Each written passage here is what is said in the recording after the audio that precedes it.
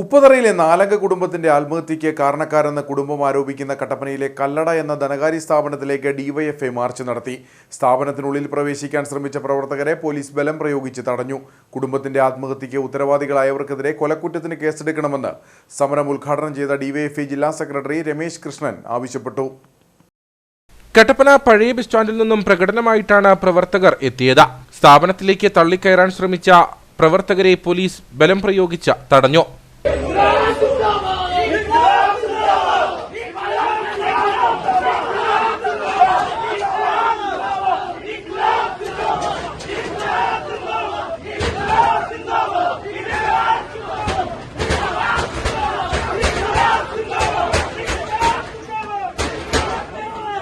തുടർന്ന് നടന്ന ധർണ ഡിവൈഎഫ്ഐ ജില്ലാ സെക്രട്ടറി രമേശ് കൃഷ്ണൻ ഉദ്ഘാടനം ചെയ്തു. ധനകാര്യ സ്ഥാപനത്തിലെ ജീവനക്കാരുടെ നിരന്തര ഭീഷണിയെ തുടർന്നാണ് നാലംഗ കുടുംബം ജീവനൊടുക്കിയത്. കുടുംബത്തിന്റെ ആത്മഹത്യയ്ക്ക് ഉത്തരവാദികളായവർക്കെതിരെ കൊലക്കുറ്റത്തിന് കേസെടുക്കണമെന്നും രമേശ് കൃഷ്ണൻ ആവശ്യപ്പെട്ടു.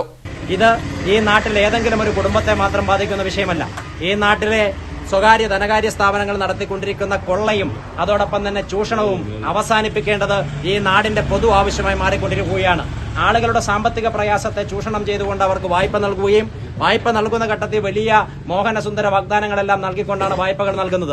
എന്നാൽ പിന്നീട് ഇങ്ങോട്ട് അവരുടെ കൊള്ളപ്പലിശയ്ക്കനുസരിച്ച് പണമടയ്ക്കാൻ കഴിയാതെ വരുന്ന സാഹചര്യത്തിൽ ആളുകളെ ചൂഷണം ചെയ്തുകൊണ്ട് അവരെ ഭീഷണിപ്പെടുത്തിക്കൊണ്ട് അവരുടെ ജീവിതം തന്നെ ഇല്ലാതാക്കുന്ന സമീപനം ഈ നാട്ടിലെ സ്വകാര്യ ധനകാര്യ സ്ഥാപനങ്ങൾ നടത്തിക്കൊണ്ടിരിക്കുകയാണ്. ഇതൊരു സ്ഥാപനത്തെ സംബന്ധിച്ച് മാത്രമല്ല, ഈ നാട്ടിൽ ഇത്തരത്തിൽ നിരവധിയായ സ്ഥാപനങ്ങൾ പ്രവർത്തിക്കുകയാണ്.